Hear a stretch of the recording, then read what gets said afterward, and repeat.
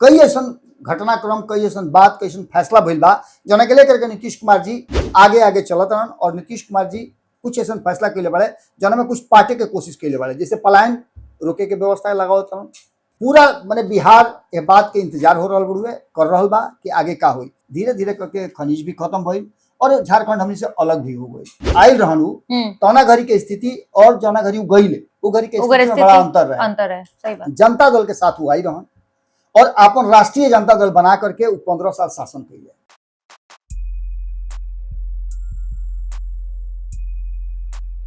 एक बार फिर से रुआ के सामने हाजिर बानी, गोड़ लागतनी, हियरा से अभिनंदन बा। जैसन कि रुआ जानतनी 4 लाइन से फिर शुरुआत करब कि पाई पाई पिछला हिसाब मांगल जाई, पाई पाई पिछला हिसाब मांगल जाई। मालिक हई जा जनाब किताब मांगल जाई, मालिक हई जा जनाब किताब मांगल जाई। रउआ समझत होकर सब भुला गई नहीं जा, रउआ समझत होकर कि सब भुला गई नहीं जा। वादा के गठरी खोल के जनाब एक एक पाई के हिसाब मांगल जाई। चुनाव आ रहा बा, चुनाव में 5 साल रुआ का कहनी, 20 साल रुआ का कहनी, आप ओकरा पहले 15 साल का भई रहे, उस सारा हिसाब किताब मांगल जाई। और आज फिर से हमरा संगे यति बाड़ी। काल कैसन लागल रुआ लोग कमेंट बॉक्स में बतौनी ना, यति कितना सफल भइली इहो रुआ लोग ना बतौनी। लेकिन खैर आज हमारा समझ से तो 70 से 80% तक ले अपन काम बढ़िया बाखूबी निभौली। आज हो सकेला कि ओकरा के हमनी के मैच कर दिया, पूरा पूरा काम कर लीजा। तो ये पूरे कहानी में आज हमनी के जो बात कहे जा रहा मिया ओकर कुछ अलग इम्पैक्ट बा और ओकरा में हमनी के आज कुछ अलग जो मामला बा ओकरा के सेट करे जा रहा मिया।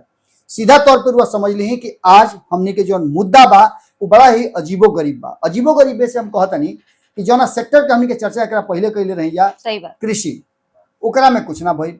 एकरा अलावे हमनी के कालो एगो बुढ़वा से चर्चा कैले रही जा, ओकरो में कुछ ना भइल। लेकिन चुनाव में माहौल बदले खातिर, सत्ता परिवर्तन खातिर और फिर से सत्ता में आवे खातिर के आई के जाई, ये सब के फैसला ये उ लोग करी जना के चर्चा आज हमनी के करे जा रहा बन जा। पलायन करे वाला लोग करी, कारण कि लोग के पता बड़ुए कि अब के अली चुनाव जौन बा, सही बात बाबा, छठ के बेरा हुई आ छठ के बेरा देश भर से लोग जुटा के ले आए जाए। जौन की गई बा लोग करीब 4 करोड़ लोग के आसपास बावन, जिनका बारे में कहल जा रहा बा कि 3 से 4 करोड़ लोग बारे जौन से आधा अगर आ गई तो पूरा के पूरा मामला पलट जाई। तो अब के अली के मालूम बानू कि 10 से 12 हजार से हार जीत के फैसला भई रहे और सरकार बन रहे। अब के अली समझी कि का हुई। तो सारा बात के लेकर के जो परिस्थिति बनल बा ओकरा में एक बात तो साफ साफ नजर आ रहा बा कि जौन एह बार कई ऐसा घटनाक्रम, कई ऐसा बात, कई ऐसा फैसला भइल बा जना के लेकर के नीतीश कुमार जी आगे आगे चलत रहन। और नीतीश कुमार जी कुछ ऐसा फैसला कैले बड़े जना में कुछ पार्टी के कोशिश कैले बड़े, जैसे पलायन रोके के व्यवस्था लगावत रहन, महिला रोजगार रोके के व्यवस्था लोगों ले बढ़न। और सबसे बड़का बात कि 1 रुपया दी आके जमीन ली और फैक्ट्री लगाई और रोजगार बढ़ाई। एक से बढ़िया कुछ हो सकेला? कोई योजना नहीं है बाबा। 1 रुपया में आजकल कुछ ना मिले। लोग खैनी उनी खात होगा, देखिए बड़ा खराब चीज है खैनी उनी, लेकिन खात होगा तो 1 रुपया के वो ना मिली। मंगनी मिल जाई लेकिन पैसा लगे तो ओकरे खातिर 10 गो रुपया जरूर चाहिए। 1 रुपया में जमीन मिली और रोजगार रुआ के बढ़ाई। पूरा माने बिहार ये बात के इंतजार हो रहा बड़ुए, कर रहा बा कि आगे का हुई। लगातार औद्योगिक घराना बिहार के तरफ आ रहा बा और सिंगल विंडो के भी तैयारी हो रहा बा। खास करके एकरा खातिर धन्यवाद के पात्र 2 गो नीतीश नाम के आदमी बाड़े। सही बाड़े, सही कहता नहीं बाबा, 2 गो नीतीश नाम के आदमी बाड़े। हां, एगो तो नीतीश कुमार पहले बाड़े, एगो बड़की कुर्सी बैठल बाड़न, एगो नीतीश कुमार जो छोटी कुर्सी पे बाड़न। एगो नीतीश कुमार हवे, एगो नीतीश मिश्रा हवे। हालांकि नीतीश मिश्रा के पिताजी भी बिहार के मुख्यमंत्री रहल बाड़न और नीतीश मिश्रा जब से उनका उद्योग विभाग मिलल तब से वो कुछ काम ऐसा कैले बाड़न जौन की साफ नजर आ रहा बा। एकरा पहले के भी चर्चा रुआ कर सकीले हम कि समीर महासेठ के बात कर ली तो कोशिश तो वो कैले, ओकरा पहले रुआ बात कर ली, हम 5 साल के बात करता नहीं, ओकरा पहले के चर्चा हमनी करबे करब जा। कारण कि आइल तो वही खातिर बानी हमनी के विशेष रूप से कि के का कैल और एकर असर का पड़ी। तो सारा बात के बतावे खातिर हम शिफ्ट करतनी इनका देने और यति अबेजा से शुरुआत करी है जौन की सवाल बा और सवाल के साथ साथ जो वर्तमान हालात बढ़ुए ओकरा पर हमनी के चर्चा करब जा और ई कोशिश करब जा रुआ लोग के बतावे के कि वर्तमान स्थिति के साथ कितना रुआ संतुष्ट बानी और पहले जो होत रहे ओकरा से कितना रुआ संतुष्ट रहनी है। धन्यवाद बाबा, एक बार फिर से मौका देवे के कि बैठनी रवर बगल में चर्चा होता बिहार के देखिए नीतीश कुमार या नीतीश मिश्रा के बात होता बाबा, लेकिन खास तौर पर अगर हमनी के अगर देखी तो कहीं ना कहीं बिहार में अब जो अर्थव्यवस्था के मजबूत करे के तैयारी बा वो एकदम साफ तस्वीर नजर आवता कि इस बार विधानसभा चुनाव से पहले धड़ाधड़ एक तो नीतीश कुमार ऐलान करता रहा। ओकर अलावा अगर एने आए के देखी तो उद्योग के बारे में आज हमनी के एकदम विशेष तौर पर चर्चा हुई। नीतीश मिश्रा के बाबा जब जिक्र रहुआ छेड़े दिले बनी तो नीतीश मिश्रा के काम अब हम चाहता नहीं कि रहुआ जनता के जरूर बताएं कि आखिर काम का भइल बा। देखा नीतीश मिश्रा के काम बतावे से पहले हमनी के तनी मनी 1990 से लेकर के 2005 के हाँ, बीच में वो जाए वो जो जाइल जरूरी बा। एकरा में 1956 वाला जो औद्योगिक कानून रहे ओकरा में आगे बढ़ करके केहू माने 1956 से लेकर के 2005 के बीच तक लालू के शासनकाल के केहू प्रयास ना कइल कि औद्योगिक नीति के बेहतर बनाए बिल्कुल और ओकरा में काम कइल जाओ, उद्योग लगाओ जाओ जना से कि बिहार आगे बढ़े। वो घड़ी एक ही बात रहे कि बिहार जो रहे वो संयुक्त बिहार है, बिहार झारखंड एक संग रहे और बिहार ऐसे बेहतर राज्य के तुलना में रहे कारण कि या खनिज बहुत तरह के रहे, कोयला रहे, फलान रहे, ठेकान रहे। तो चूंकि एकरा के ले करके बिहार पूरा माने झारखंड सहित एक ऐसा राज्य रहे जहां बहुत सारा लोग के रोजगार काम मिल जाता है। तो सुन लो कि धनबाद में, झरिया में, बोकारो में आदमी पूरा बिहार से लोग पहुंचत रहे। वो घड़ी स्थिति तो रहे, लेकिन धीरे धीरे करके खनिज भी खत्म भइल और झारखंड हमनी से अलग भी हो गई। एकर तो एगो कारण रहे, लेकिन अगर मान लेता नहीं तारा घर में गाय लागतिया आ कहियो बाछा पिया गई तो घर के लोग के तू भूखे रख देबू, दूधे के रख देबू, पहुंचा जाओ और माने लेके दूसरा आदमी उठाओ ना। लेकिन ऐसा भइल कि लालू प्रसाद के शासनकाल में 1990 से लेकर के 2005 तक ले ई स्थिति ना भइल और 1990 से 2005 के दौरान एगो बड़ा बढ़िया लाइन कहल जाला कि अनकहा गैर प्रदर्शन की नीति, माने बिना कुछ कहले बिना कुछ सुनले नीति ले आवल गई जौना के ले करके कहीं ना कहीं परिस्थिति बदले के कोशिश कइल गई, लेकिन ओकरा में कोनो नीति ना बनावल गई जना नीति से लोग समझ सके और ओकरा पर काम कर सके। सही बात। एकरा में सबसे बड़का जो नीतीश कुमार के पहले के जो शासन काल रहे जना के लालू प्रसाद और राबड़ी देवी के शासन काल कहल जाला, ओकरा के कई गो नाम से नवाजल गइल बा। ओकरा में एगो नाम से और नवाजल गइल कि लालू प्रसाद अपन वोट बैंक के ठीक करे खातिर क्योंकि जब आयल रहनु तौना घड़ी के स्थिति और जना घड़ी गइले वो घड़ी के स्थिति में बड़ा अंतर है। सही बात। जनता दल के साथ वो आई रहन और अपन राष्ट्रीय जनता दल बना करके 15 साल शासन कैले, जना में सामाजिक न्याय के कोशिश कैले। सामाजिक नेता भी कहल जाला, आजो लालू यादव भी कहल जाला कि सामाजिक नेता बन। एक बात तो निश्चित रूप से बा कि जो समाज हसिया पर है ओकरा के ले आके सामने खड़ा किए एमे कोनो दूरा नहीं है। लालू प्रसाद कोशिश कैले कि खटिया पर लोग बैठे चप्पल पहन के घूमे, ये सारा बात लोग आज भी लोग कहेला और लालू प्रसाद के सामाजिक न्याय के हमहू बहुत बड़ा पक्षधर रहे। लेकिन इस सारा चीज के बाद अगर मान लेता नहीं कि तरह के हम छूछे रोटी दे दी, कम से कम नीमको तो चाहिए नो इतनी टेस्ट बदले, तो नीमको ना देले माने एजा के लोग के गाये भैंस तक ले रख देले। बीच में चरवाहा विद्यालय खोल ले ओकरो के लेकर के बहुत सारा बात भइल।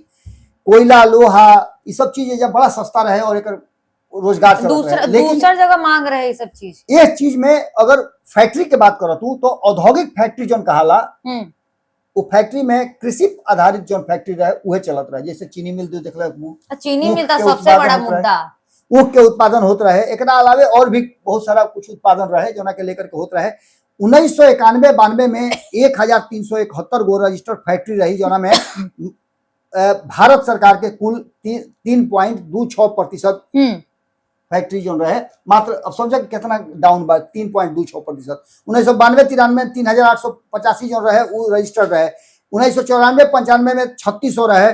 1996-97 में 3317 रहे। मैंने बढ़ला के जो घटते जाता तो एकरा के लेकर के लोग के मन में बहुत तरह के बात रहे। 2001 से 2005 के बीच में जो स्थिति रहे ओकरा में 1478 गो फैक्ट्री रहे वो रजिस्टर रहे जना में से 1319 गो संचालित रहे, माने बाकी बंदे पड़ल रहे। एकरा पीछे भी कारण रहे। तरह याद होई कि उ दौर जो रहे ओकरा में अपहरण भी बड़ा सबसे ज्यादा रहे।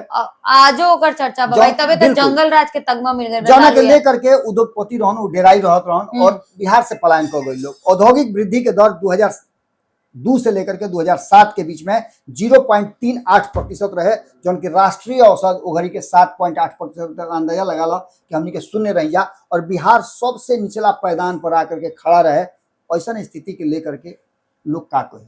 रोजगार की स्थिति की जब बात कर लो तो रोजगार खातिर बहुत कुछ कल 2001 में जब कार्यबल रहे 2.79 करोड़ के आसपास रहे। हाँ। मतलब लगभग 2.25 करोड़ लोग कोनो ना कोनो रोजगार में उद्यम में काम में लागल रहन।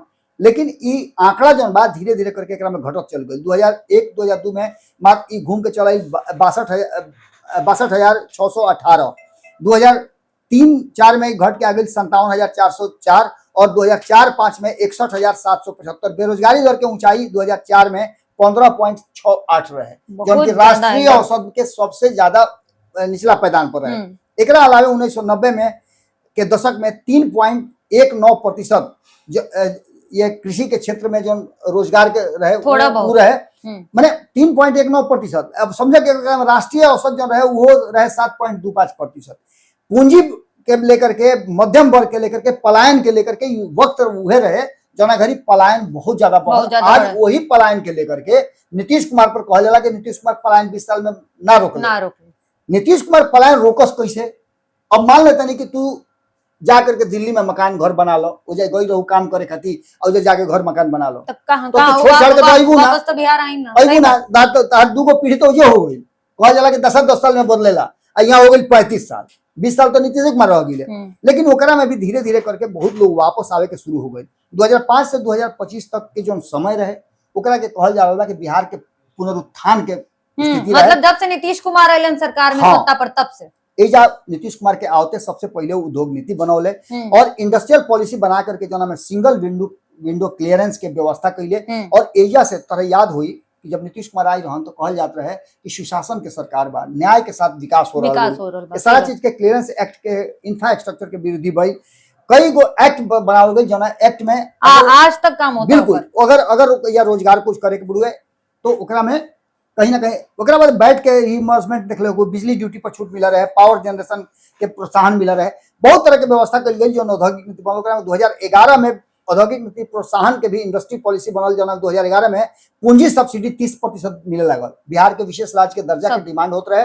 और केंद्र के सरकार जो रहे वो सोच के आई कि भाई एकरा में कुछ विशेष व्यवस्था कई जाए। 2011 में व्यवस्था करी और एकरा से $3.6 मिलियन कैपिटल जो बा ओकर वृद्धि भइल। ब्याज सब्सिडाइज जो रहे ओकरा में 10% तक 5 वर्ष खातिर मिले के रहे। और SGST रीइंबर्समेंट के भी व्यवस्था रहे, जैसे तू SGST भर लू तो तारा अकाउंट में वापस आ जाए। 2016 में बिहार औद्योगिक निवेश प्रोत्साहन नीति बनल और एकरा में भी बहुत सारा MSME के बात सुन लो। खास करके जब 2014 में नरेंद्र मोदी के सरकार आई तो ओकरा बाद छोट छोट उद्योग लगावे खातिर माइक्रो उद्योग लगावे जो अभी देख रहे हो कि जीतन राम मांझी ओकर मंत्री भी रहन, तो ओकरा के लगावे के व्यवस्था भइल। उद्योग खातिर विशेष छूट के प्रावधान भइल और बिहार के विशेष राज्य के दर्जा मांगे के जो व्यवस्था रहे वो व्यवस्था में ओकरा के विशेष प्रोत्साहन राशि दे करके ओकरा के कोशिश कइल गई। 2020 में एथेनॉल के तरफ पता हुई कि जनवरी सरकार में नीतीश कुमार आइले तो ओकर उद्योग मंत्री बनल शाहनवाज हुसैन। ओकरा में इथेनॉल वाला व्यवस्था भइल और एक्स्ट्रा में टेक्सटाइल के निर्माण के टेक्सटाइल पार्क भी बनल। तो याद हुई कि जब लॉकडाउन लगा रहे तो बहुत लोग लौट करके अपना घर आई रहे। बहुत लोगों में से ना भी गई जो उनकी टेक्सटाइल पार्क बनल, एक से एक कारीगर रहन, एक से एक लोग रहे। अभी भी जेबू तू चंपारण में तो जाके तू देख सकेलू कि ओजा बेहतरीन माने टेक्सटाइल पार्क के निर्माण कर गेल बुढ़े और लोग ओजा अपन व्यवसाय कर भी रहल बुढ़े। और एजा से जो पॉइंट वगैरह बा ओकर क्वालिटी इतना बढ़िया बा कि दुनिया भर में सप्लाई हो रहा बा। एकरा खातिर तेरा पता हुई कि कई तरह के व्यवस्था भी केंद्र सरकार इस सब तो बाबा नीतीश कुमार के होला, नीतीश कुमार के शासनकाल में भइल। 2025 के औद्योगिक नीति प्रोत्साहन में पैकेज में एक नया बात भइल कि 100 करोड़ से अधिक निवेश पर मुफ्त भूमि। बात समझ रहा 100 करोड़ अगर निवेश करे वाला कोई व्यापारी बा, व्यवसायी बा तो ओकरा के मुफ्त में भूमि 1 रुपया वाला जन बतला कहले रहे वो 40 करोड़ तक ब्याज सब्सिडाइज मिली और 100% जन बा SGST तार रीइंबर्स हुई। एकर मतलब तू समझो। अब एक बात के अगर कहल जाओ तो एकरा में सबसे बड़ बात ई बा कि 2005 से लेकर के 2025 के तुलना 20 साल के करो और 15 साल के लालू और राबड़ी के शासन के रखो पलड़ा पर हो सकेला कि ओकरा पहले कांग्रेस बहुत कुछ ना कैले होके जना के भार सीधे लालू यादव। लेकिन ओकरा अलावे लालू यादव करे के कोशिश भी नानू कैले। अगर करे के कोशिश कैले रहते तो साफ साफ नजर आई कि हाँ भाई प्रयास कैले। चीनी मिल काहे बंद भइल? चीनी मिल में जाकर रंगदारी, हाँ, दबंगई, दबंगई ये सब भी होत रहे। जब जाके गल्ला में से केहू माल उठा लेवे और पुलिस मुंह ताकत रह जाए, कहल तो इहो जाला कि उघरी के समय बहुत खराब रहे, कई तरह के व्यवस्था रहे, प्रशासन ना रहे ठीक से, कई गो व्यवसायी के बाल बच्चा के अपहरण करके, ये सब भी बात सामने रहे। तो ये सारा चीज के पलड़ा पर जब रखाला तो रखला के बाद एक बात समझ में आ रहा है कि औद्योगिक नीति के लेकर के और जो वर्तमान परिस्थिति बनल बा ओकरा में नीतीश कुमार जना तरीका से सारा व्यवस्था कैले, एक बात तो साफ साफ नजर आ रहा बा कि बिहार और बिहार के जो परिस्थिति बा ओकरा में कहीं ना कहीं नीतीश कुमार अंतिम बॉल पर जो काल परसों में जना में आई रहन केंद्र से मंत्री पीयूष गोयल और ओकरा साथ साथ नीतीश मिश्रा रहन, सम्राट चौधरी रहन, ओकरा ठीक 4 दिन पहले तो देखले होबो कि कई गो व्यवसायी आकर के नीतीश मिश्रा थे, हम लोग जाकर के वो जब मुलाकातों हम लोग मुलाकात भई, ओकरा बाद तो इंटरव्यू भी उनकर कैले रहू। तो इस सारा चीज के लेकर के जौना तरीका से वो बहुत आसान से अलग अलग सेक्टर्स में, चाहे बनमनखी चल जा, पटना के चल बिहार के अलग अलग सेक्टर में तू चल जा, कोनो प्रखंड में चल जा, तो तरह साफ साफ नजर आई कि सरकार अधिग्रहित करके भूमि और व्यवसायी के देवे के तैयार बुढ़ो, फैक्ट्री लगावा, रोजगार पैदा कर और ओकरा खातिर तैयारी शुरू कर लेबा। मैच के अंतिम बॉल पर कहीं ना कहीं नीतीश कुमार रुख पलट देने वाले और ई कहीं ना कहीं जो मुद्दा पलायन रहे वो पलायन पर पूरी तरह से प्रहार करे खातिर नीतीश कुमार जोर लगा देने वाले।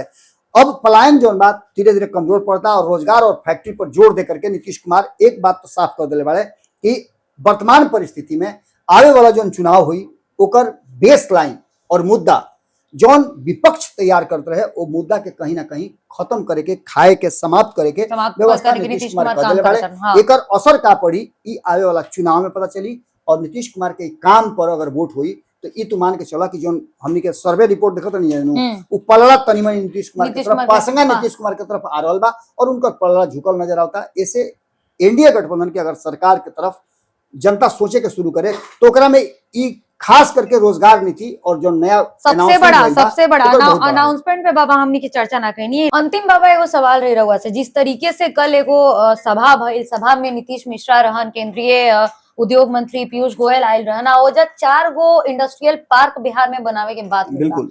तो कहीं ना कहीं नीतीश कुमार के प्लानिंग रहे कि भाई चुनाव से पहले इस चीज को, ये जो चीज बा ला के रख दी कि बिहार की जनता आप सोचे पलायन करे। क्या राहुल गांधी या तेजस्वी यादव के तो टेंशन बढ़ल भाई मामला पे, अगर 4 गो इंडस्ट्रियल पार्क बिहार में बनी तब बिहार में उद्योग के कितना मौका, कितना रोजगार है। देख लो तरह से यही से कहनी अंतिम बॉल पर ही छक्का मरले बना। मैच के रुख पूरी तरह से नीतीश कुमार पलट दिले बड़े और ओकरा में उनका सहयोग पूरा मजबूती के साथ केंद्र सरकार कर रहल बुढ़े, एकरा में कोनो दुराई नहीं है। और परिस्थिति एकदम बिल्कुल लेवल में जो रहे वो थोड़ा सा झुकल नजर आवत हुए। एकर मतलब सीधे हो रहा बा कि सारा प्लान, सारा व्यवस्था छठ के समय करे के पीछे कारण बा कि तू देख लिया कि अभी जो प्रशिक्षण चल रहा बा और धाराधर केंद्रीय मंत्री आ रहा बा, एनडीए गठबंधन के बैठक चल रहा बुढ़े, ई चलते सब कुछ चल रहा बा कि जौन भी नीति, योजना, रणनीति बा ओकरा के आम जनता तक पहुंचावल, माइक्रो लेवल पे जा करके जब सीधा तौर पे समझ लो कि जब नरियर खरीद के हो जाई तो ओकरा से पूछे वाला देखबू कि एनडीए को नेता हुई पूछी कहाँ से आई बनी, तो झारखंड से, काम धाम क्वेश्चन चलता। हाँ, सही बात। तो बात तो लेकिन परिवार से अलगे रहते नहीं, कहा जाए महाराज, एजे मार फैक्ट्री के कितना पैसा कमाई ले, तो 12,000 15,000 के नौकरी एजे रही ना महाराज, कहा जाए। अब नीतीश कुमार ये सब चीज मन बदले के सब कुछ करे के तैयारी शुरू हो गई बा और एक असर चुनाव में तारा देखे के मिली। धन्यवाद बाबा। तो देखिए तमाम चर्चा होत रहे, खूटा ठोक के कार्यक्रम में आयल रही हम बाबा के साथ, चर्चा होत रहे बिहार में उद्योग किस तरह से फैल रहल बा, कितना फैल रहल बा, एकर फायदा का बा, तमाम बात आज इस चर्चा में भइल बा। रउआ लोग के कार्यक्रम कैसन लागला हमनी के कमेंट करके जरूर बताई। फिलहाल इस कार्यक्रम में इतना ही, धन्यवाद।